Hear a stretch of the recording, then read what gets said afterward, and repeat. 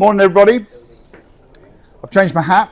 I'm now Nick Jones and I'm organising an event called Pistons to Places. I haven't done a presentation. I haven't done any preparation. I've just put some pictures on a screen. Very rough pictures of things that I've done historically. And I'm going to talk from here. Not from a presentation laptop, it's coming from my heart.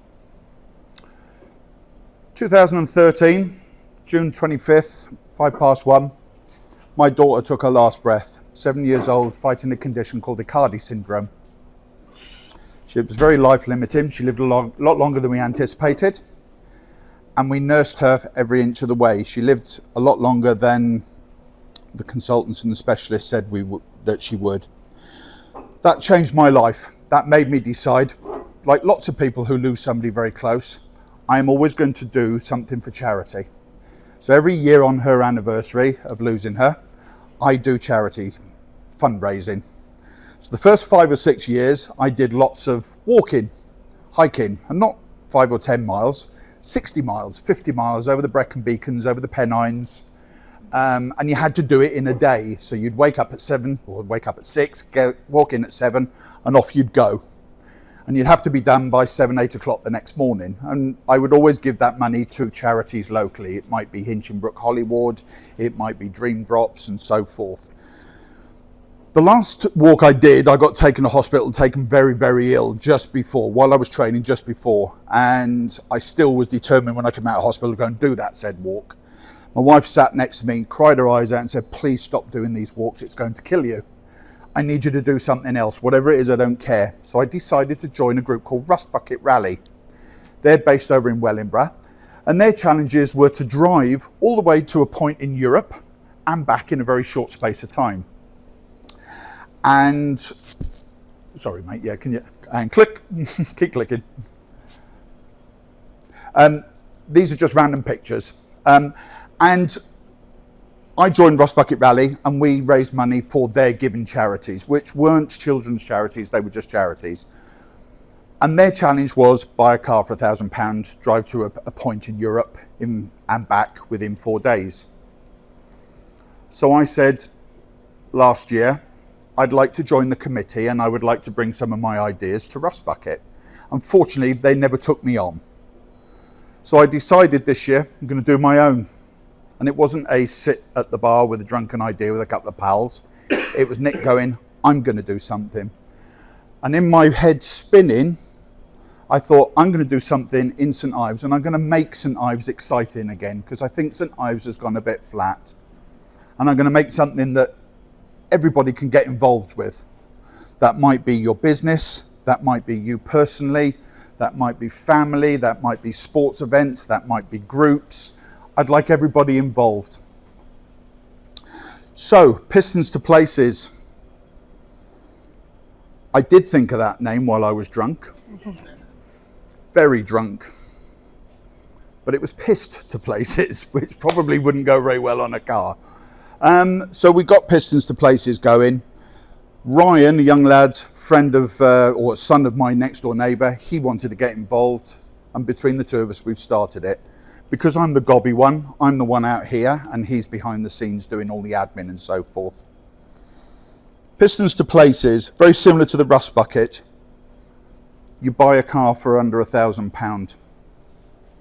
You raise £1,000 for our charity. It would cost you around about £1,000. That's with tolls, fuel, bed and breakfast and so forth. So we put this formula together. And we said, right, what are we going to do now? What charity are we going to give it to? So I spoke to consultants, I spoke to mayors, and we were all talking and bouncing ideas around. And then I thought, hold on a minute, Annette, I've known her for years.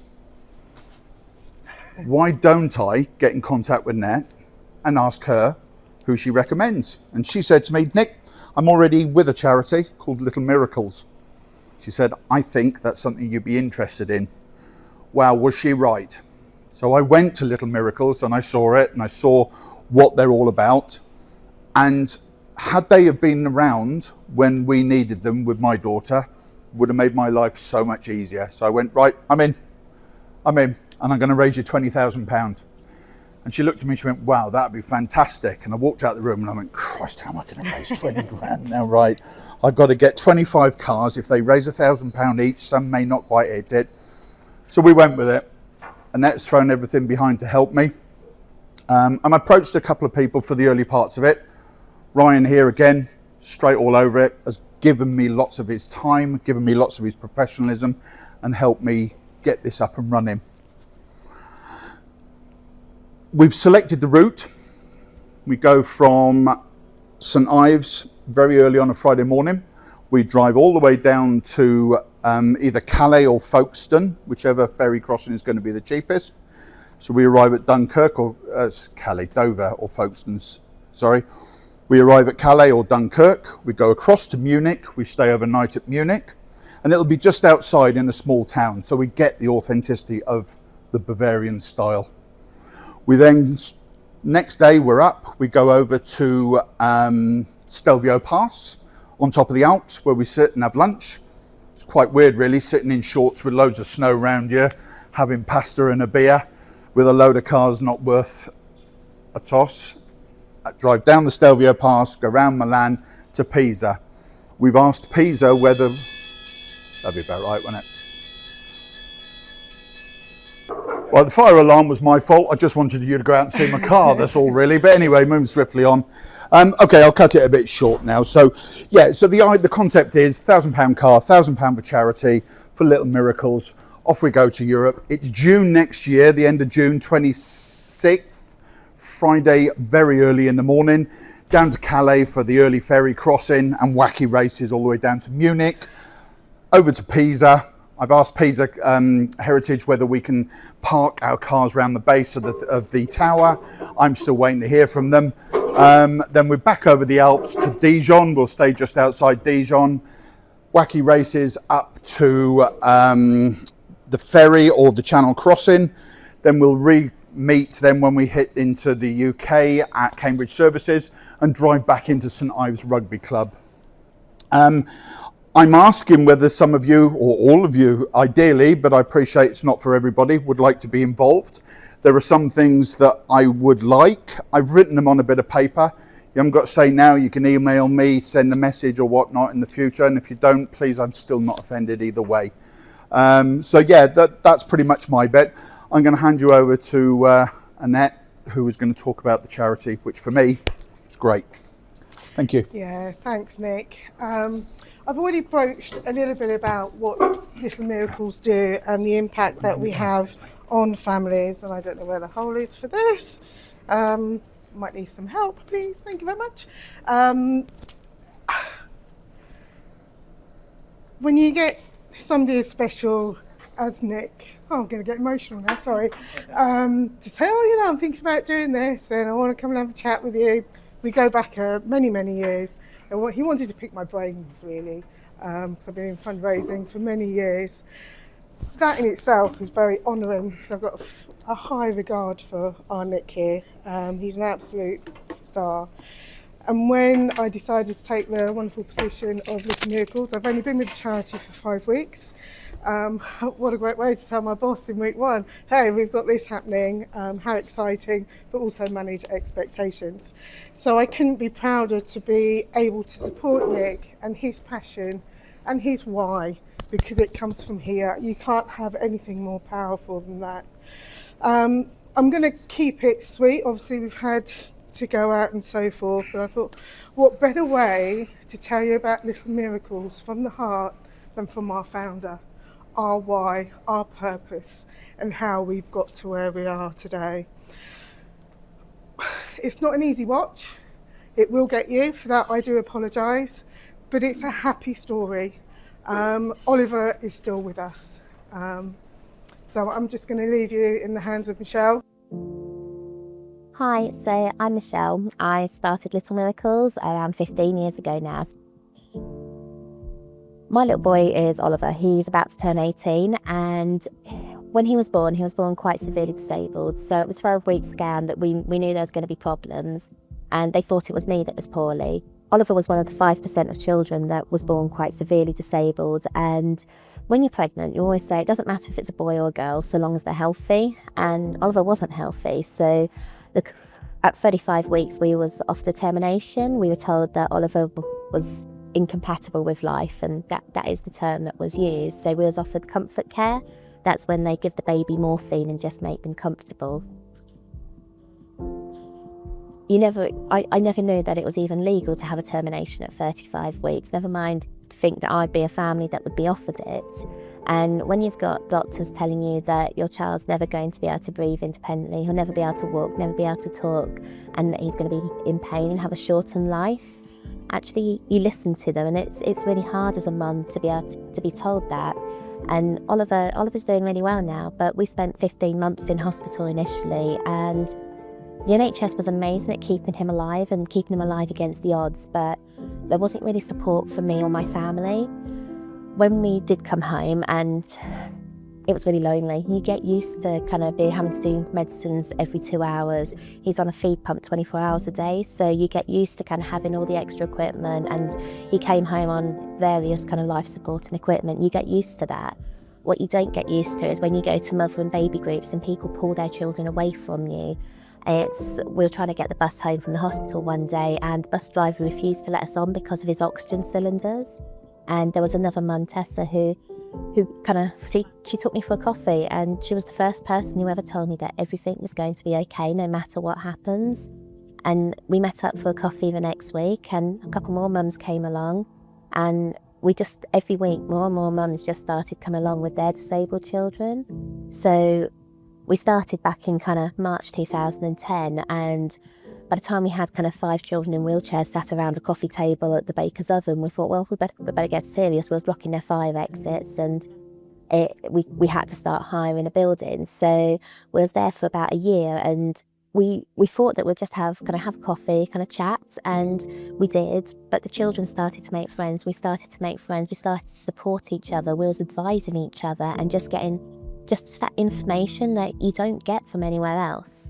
And there is no support like a family that's already been there and walked through this kind of journey, and that's kind of gone through those steps that you're going through. Nobody else can understand that journey.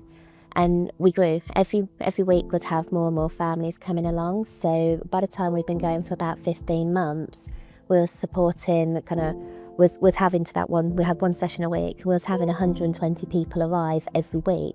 So we thought that we would still, if we hired a building, we'd have 12 sessions a week, we'd still have 120 people that we were supporting, but actually they would be spread across the week and it'd be easier to manage.